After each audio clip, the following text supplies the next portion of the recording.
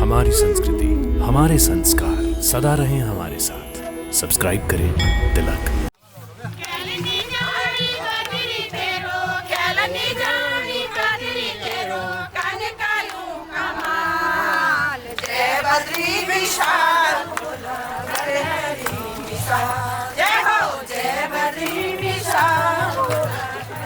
भक्तों नमस्कार, प्रणाम और हार्दिक अभिनंदन।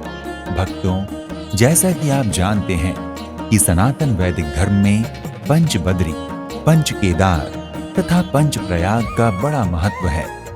आज हम आपको अपने कार्यक्रम दर्शन के माध्यम से पंच बद्रियों में प्रमुख बद्रीनाथ धाम की यात्रा करवाने जा रहे हैं, जो भगवान विष्णु की तपस्थली है, जहां आज भी भगवान विष्णु अपनी ध्यान मुद्रा में विराजमान हैं, जिसे शास्त्रों में 8वें वैकुंठ की संज्ञा दी गई है। भक्तों, आदि शंकराचार्य ने बहुत ही कम उम्र में संन्यास लेकर संपूर्ण भारत दर्शन किया, भारतीयता को समझा। अपने ग्रंथों, रचनाओं और उद्बोधनों के माध्यम से तत्कालीन वैदिक हिंदू समाज में व्याप्त शैव, शाक्त और वैष्णव का पंथ भेद मिटाया और संपूर्ण हिंदू समाज को एकता के अटूट धागे में पिरोने का अथक प्रयास किया। आदि शंकराचार्य ने दक्षिण रामेश्वरम तमिलनाडु में श्रृंगेरी पीठ, पश्चिम द्वारिकापुरी गुजरात में शारदा पीठ, उत्तर बद्रीनाथ उत्तराखंड में ज्योतिष पीठ अर्थात जोशी मठ और पूर्व जगन्नाथपुरी उड़ीसा में गोवर्धन पीठ नाम से 4 अलग-अलग शंकराचार्य मठों की स्थापना की। भक्तों, शंकराचार्य स्वामी स्वरूपानंद सरस्वती जी महाराज के ब्रह्मलीन होने के पश्चात ज्योतिष पीठ अर्थात जोशी मठ उत्तराखंड का शंकराचार्य स्वामी अविमुक्तेश्वरानंद को बनाया गया। स्वामी अविमुक्तेश्वरानंद का जन्म उत्तर प्रदेश के प्रतापगढ़ जिले के ब्राह्मणपुर गांव में 15 अगस्त 1969 ईस्वी को हुआ था। इनके पिता पंडित राम सुमेर पांडेय और माता श्रीमती अनारा देवी हैं। इनका मूल नाम उमाशंकर है। संयोगवश बालक उमाशंकर को प्राथमिक शिक्षा के बाद गुजरात जाने का अवसर मिला और धर्म सम्राट स्वामी करपात्री जी महाराज के शिष्य पूज्य ब्रह्मचारी श्री राम चैतन्य जी के सानिध्य और प्रेरणा से संस्कृत शिक्षा आरंभ हुई।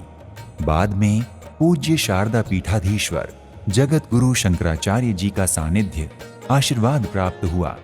स्वामी अविमुक्तेश्वरानंद जी को परम पूज्य स्वामी करपात्री जी का आशीर्वाद प्राप्त हुआ।